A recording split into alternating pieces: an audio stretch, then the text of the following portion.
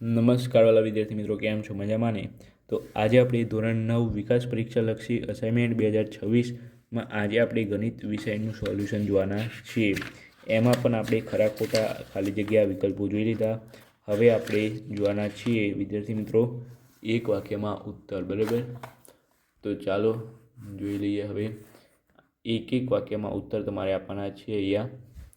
બરાબર, તો એ પ્રકરણ નંબર 4, પ્રશ્ન નંબર 4, એક વાક્યમાં શબ્દમાં આંકડામાં ઉત્તર જવાબ આપો. પ્રકરણ નંબર 5, પ્રથમ પરીક્ષાના અભ્યાસક્રમમાંથી અહીં છે રેખાને કેટલા પરિમાણ હોય છે? તો એ જવાબ આવશે 1. ત્યાર પછી છે થેલ્સ કયા દેશનું વતની હતું? તો જવાબ આવશે ગ્રીસ. બિંદુને કેટલા પરિમાણ હોય છે? બિંદુને કેટલા પરિમાણ હોય છે? તો એ જવાબ આવશે 0. ઘરને કેટલા પરિમાણ હોય છે? તો એ જવાબ આવશે 3. શ્રીયંત્રમાં કેટલા ઉપત્રિકોણ તરીકે બને છે? તો એ જવાબ આવશે 43. ત્યાર પછી આગળ આપણે જોઈ લઈએ પ્રકરણ નંબર 6, પ્રથમ પરીક્ષાના અભ્યાસક્રમમાંથી રેખાઓ એલ અને એમ સમાંતર છે. રેખા એન એ એલ સમાંતર એમની છેદિકા છે. છેદિકા દ્વારા અનુકોણની અંદર કેટલી જોડ બને? તો એ જવાબ આવશે 4. ત્યાર પછી છે એક ખૂણાનું માપ તેના કોટિકોણના માપથી 5/4 ગણું છે, તો તે ખૂણાનું માપ શોધો. તો એ જવાબ આવશે 50. ત્યાર પછી છે એક લઘુકોણના માપ એક્સ અંશ છે, તો તેના પૂરક કોણ અને કોટિકોણના માપનો તફાવત શોધો. તો એક્સ બરાબર તમારે x <90 ધરવાનું છે, તો એ જવાબ આવશે 90. ત્યાર પછી વ્યાખ્યા આપો વિપરીત કોણ. તો અહીંયા વિદ્યાર્થી મિત્રો તમારે વ્યાખ્યા ઓલરેડી આપેલી જ છે.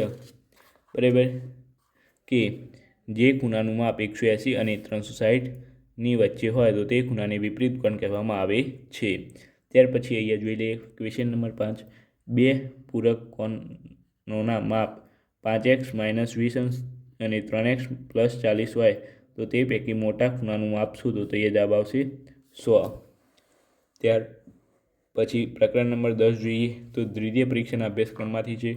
તો અહીં છે ત્રિકોણ એબીસીમાં AB બરાબર 33, BC બરાબર 34, AC બરાબર 65 સેમી હોય તો S શોધો તમારે. તો અહીંયા S બરાબર તમને મળશે 66 સેન્ટીમીટર. બરાબર, ત્યાર પછી અહીંયા છે ત્રિકોણનું ક્ષેત્રફળ શોધવાનું. હેરોનનું સૂત્ર જણાવો.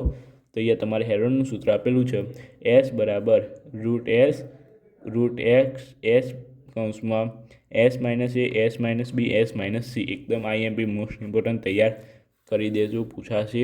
ત્યાર પછી અહીંયા છે એક ત્રિકોણનું બાજુઓના માપ A મીટર, B મીટર અને C મીટર છે તથા તેની અર્ધ પરિમિતિ S મીટર છે.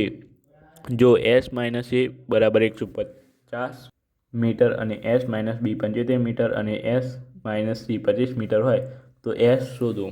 બરાબર, ત્યાર પછી અહીંયા છે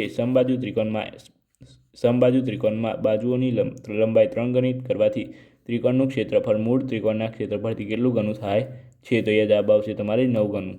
ત્યાર પછી અહીંયા પાંચમો ક્વેશ્ચન છે 16 સેમી બાજુઓવાળા સમબાજુ ત્રિકોણનું ક્ષેત્રફળ 8 સેમી બાજુઓવાળા સમબાજુ ત્રિકોણના ક્ષેત્રફળ કરતાં કેટલા ગણું હોય?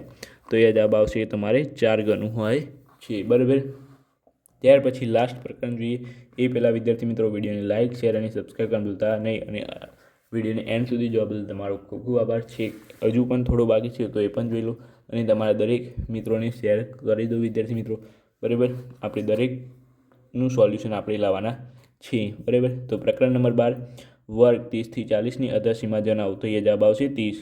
ત્યાર પછી સ્તંભાલેખો દોરવા માટે x અક્ષ પર શું દર્શાવવામાં આવે છે? તો એ વર્ગસીમા બિંદુઓ. ત્યાર પછી આપેલ વર્ગની મધ્ય કિંમત શોધવાનું સૂત્ર જણાવો. તો અહીંયા જવાબ છે મધ્ય કિંમત બરાબર અધસીમા વત્તા ઉધ્વસીમા ભાગ્યા 2. ત્યાર પછી અહીંયા વર્ગ 14 થી 90ની મધ્ય કિંમતો જણાવો. તો એ જવાબ આવશે 16.5. ત્યાર પછી વર્ગ 0.20 થી 0.25ની વર્ગ લંબાઈ જણાવો. તો એ જવાબ આવશે તમારે 0.05. બરાબર વિદ્યાર્થી મિત્રો, તો આજે આપણે એક વાક્યમાં ઉત્તર જોયા. હવે આપણે નેક્સ્ટ વિડીયોમાં યોગ્ય જોડકા જોવાના છે. તો વિડીયો સારો લાગ્યો હોય તો લાઇક, શેર અને સબસ્ક્રાઈબ કરવાનું ભૂલતા નહીં. અને આપણે દરેક પ્રકારના સોલ્યુશન તમને આપવા માટે માગીએ છીએ. તમારી દરેક આખી અસાઇનમેન્ટનું આપણે સોલ્યુશન લાવવા માગીએ છીએ. તો જેટલું શક્ય બને એટલું આપણે લાવી દઈશું જલ્દીથી. તો ચાલો વિડીયોને લાઇક શેર અને સબસ્ક્રાઈબ કરવાનું ભૂલતા નહીં. મળીને આપણી સાથે. Thank you so much. Video જોવો તમારો ખૂબ ખૂબ આભાર.